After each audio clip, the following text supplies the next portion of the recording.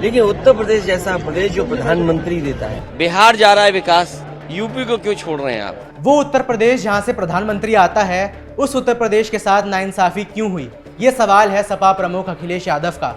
अब इसी बात को लेकर, इसी बात को बुलंद करते हुए पूरा विपक्ष साथ आ गया है। इंडिया गठबंधन के सांसदों ने आज संसद परिसर में खूब नारेबाजी की।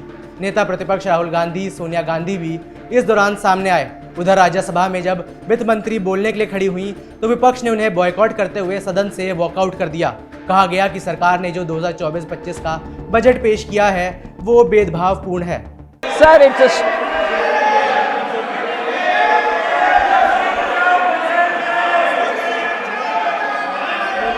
दरअसल बजट पेशी के बाद से ही मोदी सरकार पर आरोप लग रहे हैं कि उन्होंने अपनी सरकार बचाने के लिए बिहार और आंध्र प्रदेश पर पैसे न्यौछावर किए हैं, लेकिन बाकी राज्यों को पीछे छोड़ दिया गया। वित्तीय सहायता देने से एनडीए तो मजबूत हो गई, सीएम नीतीश और चंद्रबाबू के साथ रिश्ते सुधर गए, लेकिन इस पॉलिटिक्स की वजह से बाकी राज्यों के साथ अन्याय हुआ है।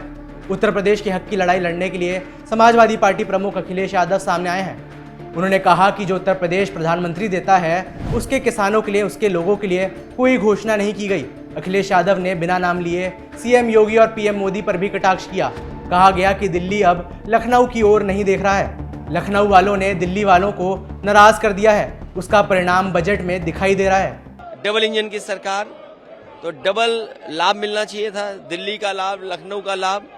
लेकिन लगता ये है कि दिल्ली अब लखनऊ की तरफ नहीं देख रही है, या लखनऊ वालों ने दिल्ली वालों को नाराज कर दिया, उसका परिणाम हमें बजट में दिखाई दे रहा है।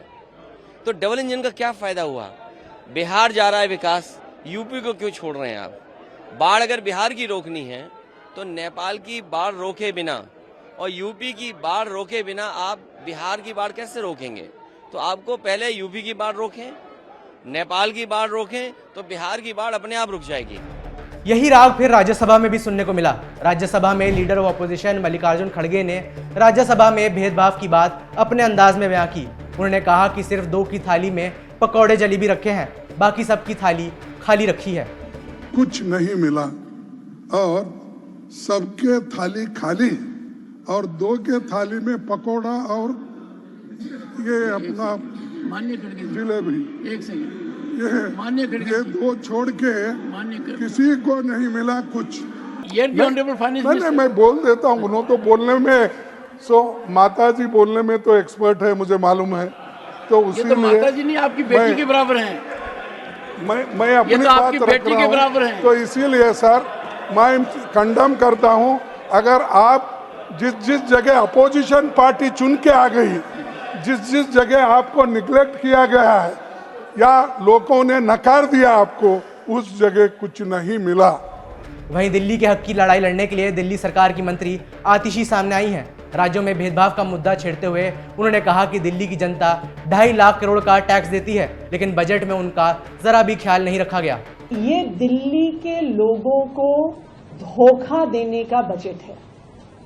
ये दिल्ली की लोगों की उम्मीदों पर, ये दिल्ली के लोगों की एस्पिरेशंस पर पानी फेरने का बजट है। हर बार की तरह भारतीय जनता पार्टी शासित केंद्र सरकार ने दिल्ली के लोगों को उनका हक नहीं दिया। आज जो बजट संसद में पेश हुआ, उसमें जो दिल्ली के लोगों की डिमांड थी कि जो हम टैक्सेस केंद्र सरकार को देते हैं उसका 5% हिस्सा दिल्ली सरकार को मिलना चाहिए, उस डिमांड पर दिल्ली के लोगों को कुछ नहीं मिला। शेयर एंड सेंट्रल टैक्सेस पर दिल्ली का एलोकेशन 2024-25 के बजट में 0 है।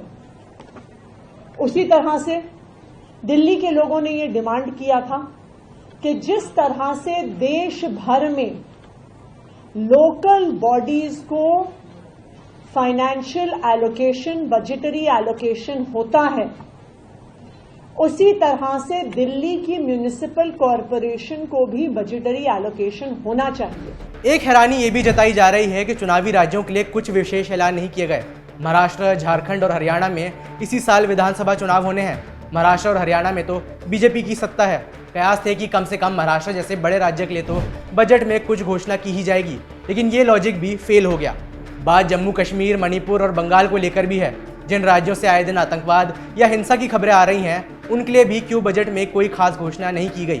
सिर्फ बिहार और आंध्र प्रदेश को ही क्यों स्पेशल ट्रीटमेंट मिलेगा। अगर लोकसभा चुनावों के नतीजे से बजट का कुछ लेना देना है तो एक न्याय की गुहार तो मध्य प्रदेश की जनता भी लगा सकती है।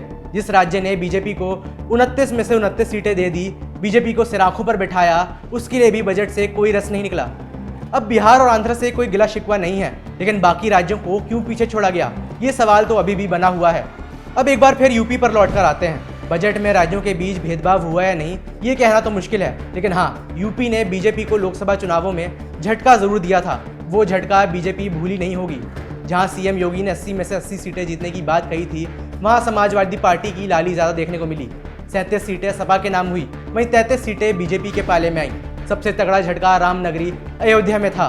क्या अयोध्या की हार की वजह से यूपी को बजट का फल नहीं मिलेगा? इस सवाल का जवाब आप हमें नीचे कमेंट्स में बताएं। मेरा नाम है वैभव, देखते रहिए जी स्विच।